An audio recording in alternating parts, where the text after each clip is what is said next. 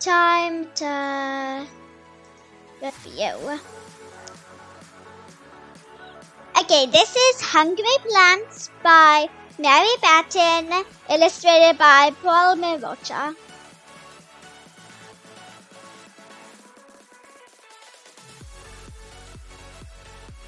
Okay, so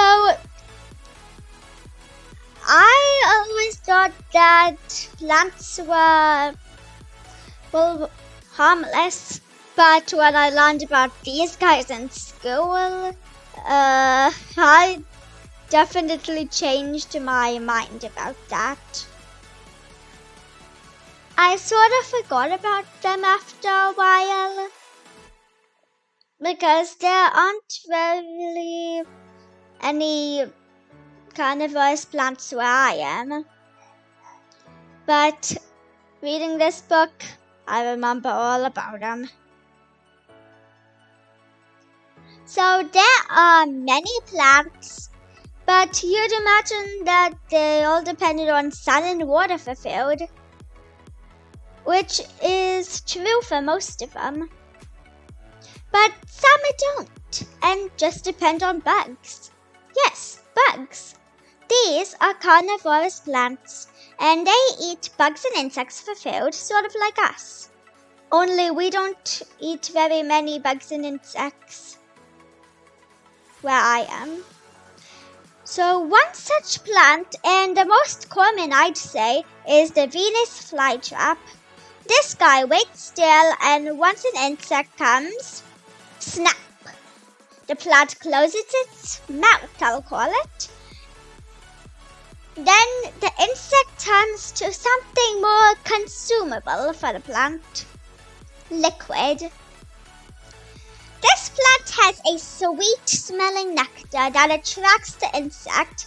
Also, the red inside of the plant. Bugs love red. Another plant is the pitcher plant that looks like a pitcher. That's where it's got its name. This also has a sweet-smelling nectar, and when an insect goes inside, the plant closes its pitcher lid. The insect tries to escape and keeps going down in search of exits because there are these white spots in the plant that look like exits light. But it's only disappointed to know that they are not exits. It keeps going down and it gets stuck in a substance which breaks it down and turns it to liquid. One more plant, and my favorite plant out of the plants in the book is the sundew. That is a very pretty plant up close, but it can be deadly for insects. The sundew waits for an insect to come on top of it. The insect gets stuck because of glue-like bulbs on the plant that look like morning dew, which is where the sundew gets its name. The plant suffocates the insect by wrapping its tentacle kind of things around it. Then it lets out an acid that, as you can guess, turns the insect into liquid. Luckily, all these plants aren't going around on the hunt for us. They just go into action when something goes to it, and it gets triggered. If you leave it alone, then they'll probably leave you alone. Some people even keep these guys as houseplants. Careful though, they only eat live things and things they catch. If you give them food yourself, you could end up killing them. So if you plan on getting one of these plants, just look and only touch the pot if you need or want to move the plant. So let's recap on this. In the beginning, we have an intro to carnivorous plants, a few different types of carnivorous plants, and in the end, well, they just tell you that you could squish most of these guys under your foot. But please don't do that. Most of them are endangered, and Venus flytraps only grow in one place in the world, as far as we know. If anyone is caught trying to take a Venus flytrap, then they have to pay a large fine.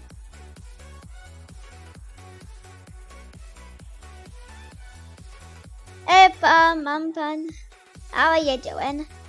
I hope you're having a great time. Right now we are doing some no, that didn't come out right. Right now we are doing some book reviews.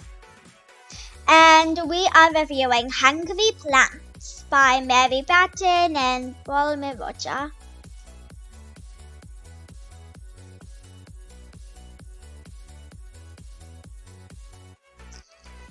So, our main topic in this book is carnivorous plants, and they just want to get food.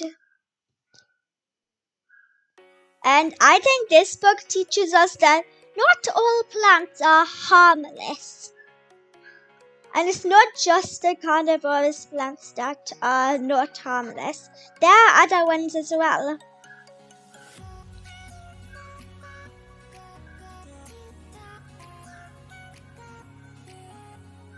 Some plants, if you touch it, the leaves are poison, or flowers on the plant are. So just be careful in the wilderness and don't touch anything unless you know that it's safe.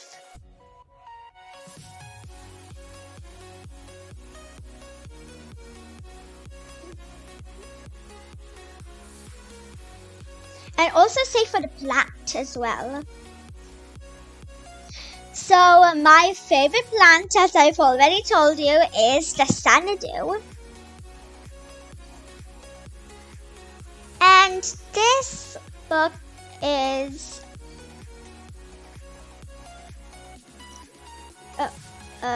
one sec, guys.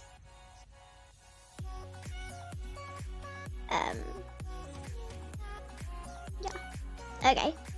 This book is an exploratory book, and it is very informative passage, and it's still in step into reading. So I'd say this is a good book for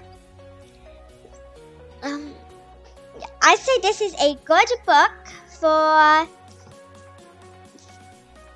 either first, second, or third graders.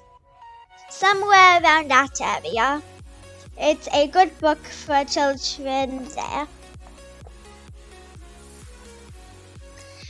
I recommend this book to anyone who is looking to, write an essay, or just wants to learn about carnivorous plants.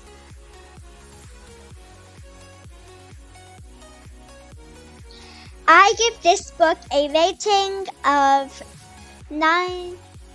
I give this book a rating of 10 out of 10.